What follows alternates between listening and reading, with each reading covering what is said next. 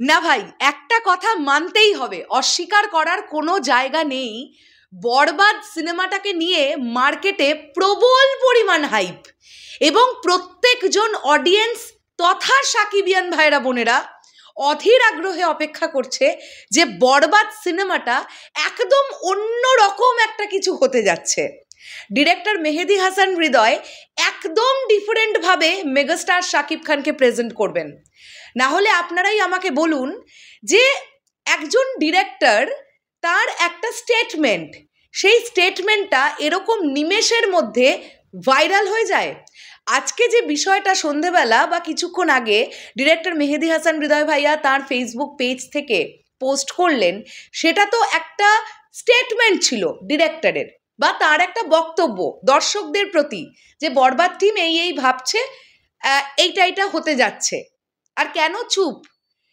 Particular ওই লেখাটা কি পরিমাণ সোশ্যাল মিডিয়ায় ভাইরাল হয়েছে আপনারা এটাই বুঝুন। হ্যালো এভরিওয়ান, আমি পৌশালী চলে এলাম আরও একটা নতুন ভিডিও নিয়ে। আশা করছি তোমরা সবাই খুব ভালো আছো, বা আপনারা সকলে খুব ভালো আছেন।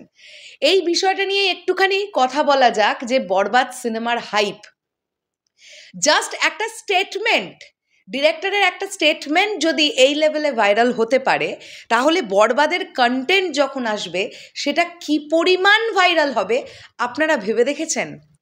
একটা জিনিস তো মানতে হবে যে মেহেদী হাসান হৃদয় ভাইয়া তিনি কিন্তু তার ফেসবুক পেজে ক্রমাগত অ্যাক্টিভ নন।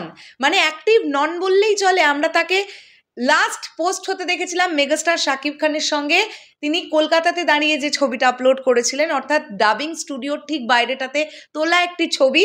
সেইখানে সেই ছবি আমরা দেখতে পেয়েছিলাম যে যেখানে মেগাস্টার শাকিব খান সম্পর্কে ডিরেক্টর মেহেদী হাসান হৃদয় তার অভিজ্ঞতা, তার এক্সপিরিয়েন্স একটা লেখনীর মাধ্যমে শেয়ার করেছিলেন একটি ছবি দিয়ে।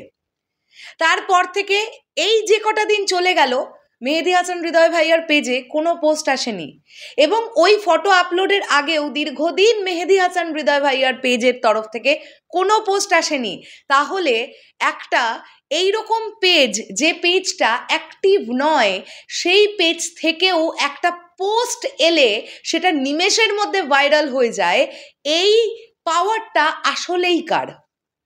এই পাওয়ারটা কিন্তু আমাদের মেগাস্টার শাকিব খানের। এই পাওয়ারটা আসন্ন সিনেমা বরবাদের, এই পাওয়ার বা এই হাইপটা কিন্তু বরবাদের আছে, যেটা সত্যি অর্থেই প্রচণ্ড বড় লেভেলের একটা হাইপ। দর্শক সত্যি মুখিয়ে আছে। আপনারা ভাবুন তো, দর্শক অল্পতে কতটা খুশি।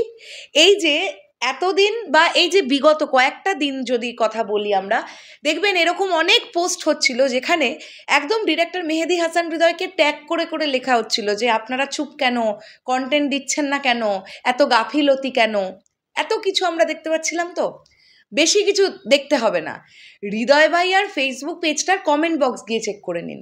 দেখুন সবাই পজিটিভ, সবাই। মানে এই যে অভিমানের জায়গাটা তৈরি হচ্ছিল দর্শকদের মধ্যে, যে সঠিক সময়ে প্রমোশনটা কেন স্টার্ট হচ্ছে না, এরপরে দেরি হয়ে যাবে না তো, এই একটা ভীতি থেকেই কিন্তু তারা পোস্ট করছিল, এবং তারা ডিরেক্টরকে ট্যাগ করছিল।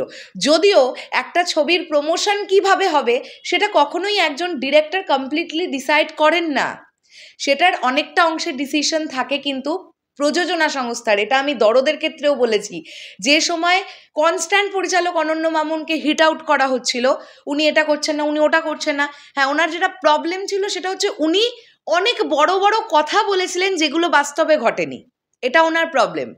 কিন্তু প্রমোশনটা এরকম যেরকম হলো, সবটার জন্য দায়ভার কিন্তু অনন্য মামুনের নয়, কারণ তিনি কিন্তু নির্মাতা।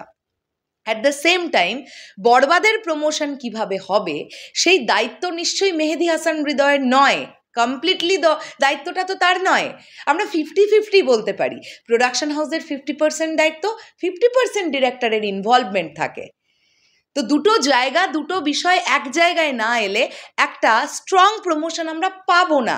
আর আমার মনে হয় মেহেদী হাসান হৃদয় ভাইয়ার কথা মতন তিনি একটু আগে যেটা বলেছেন, যে ধৈর্য রাখুন, আপনারা ভালো কিছুই পেতে যাচ্ছেন, আর অল্প কিছু সময়ের মধ্যেই বরবাদ টিম তাদের অফিসিয়াল কন্টেন্ট ড্রপ করবে।